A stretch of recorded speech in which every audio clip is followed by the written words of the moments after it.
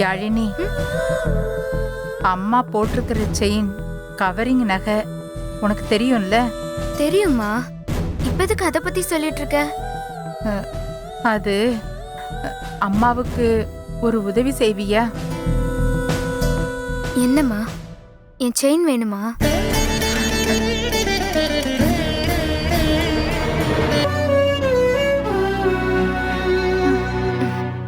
இந்தம்மா வச்சுக்கோ. என்னடி பொசுக்குன்னு கழட்டி கொடுத்துட்ட? அம்மா, நம்ம குடும்பத்துல ஒரு பிரச்சனை, அதுக்காக இதை வாங்கியிருக்கீங்க. இதுல என்னம்மா இருக்கு?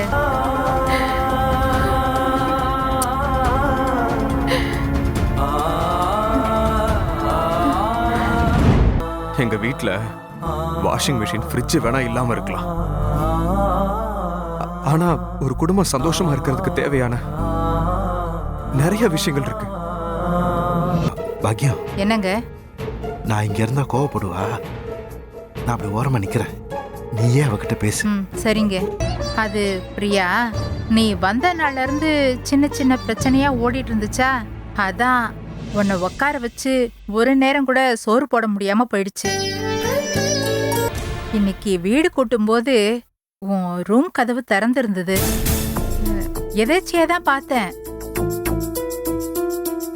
அங்க விக்ரம் தரையில படுத்துட்டு இருந்தான், நீ கட்டில்ல படுத்துட்டு இருந்த.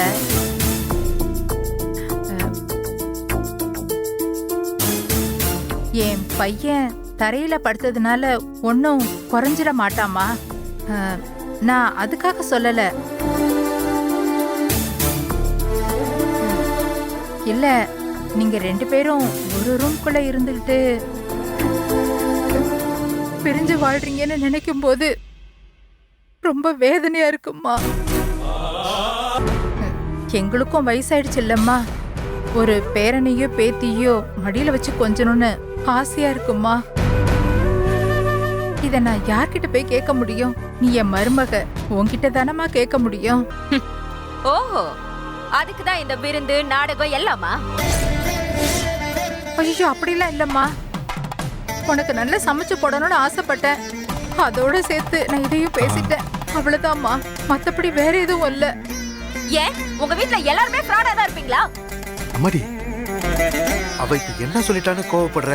ஏன் இப்படி தப்பா புரிஞ்சுக்கிட்டு பேசுற? எல்லாம் உன் நன்மைக்கு தானே சொல்றாவ. ஹலோ, நீங்க என்கிட்ட பேசக்கூடாது. என்கிட்ட பேசுறதுக்கெல்லாம் ஒரு தகுதி வேணும். நீங்களா ஆஃப்டர் ஆல் ஒரு டிரைவரா இருந்தவங்க. உங்களாலதான் என் வாழ்க்கையே கெட்டு போச்சு. முதல்ல நீங்க அமைதியா இருங்க.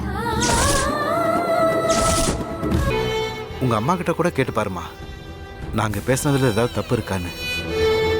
அவங்க இந்நேரம் உன் தங்கச்சி பாரதி கிட்டேயே ஒரு பேரனையோ பேத்தியவோ பெத்துக்கூடன்னு கேட்டுதான் இருப்பாங்க. அது என்னது? உங்க வீட்ல எல்லாருமே அடிக்கடி பாரதி பாரதின்னு பாரதி புராணம் பாடுறீங்க.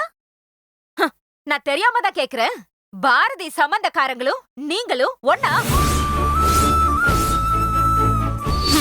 அந்த சரவண பாண்டியன் சென்னையிலேயே பெரிய பிசினஸ்மேன். நீங்க அவருக்கு டிரைவரா இருந்தவரு. பாரதி கன்சீவானா சென்னையில பெரிய ஹாஸ்பிடல்ல கொண்டு போய் சேர்ப்பாங்க. ஆனா நீங்க என்ன ஒரு கார்ப்பரேஷன் ஹாஸ்பிடல்ல கொண்டு போய் சேர்ப்பீங்க. அவங்களுக்கு குழந்தை பிறந்தா ஒரு இன்டர்நேஷனல் ஸ்கூல்ல கொண்டு போய் சேர்ப்பாங்க. ஆனா உங்களுக்கு லோக்கல் மெட்ரிகுலேஷன் ஸ்கூல்லயாவது சேர்க்க முடியுமா?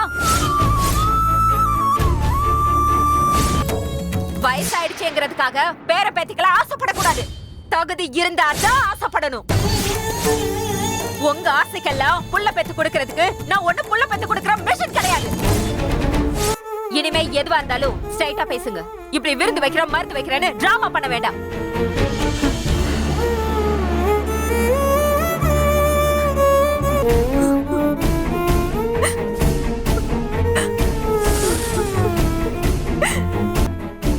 அம்மா, யாரோ வந்திருக்காங்க.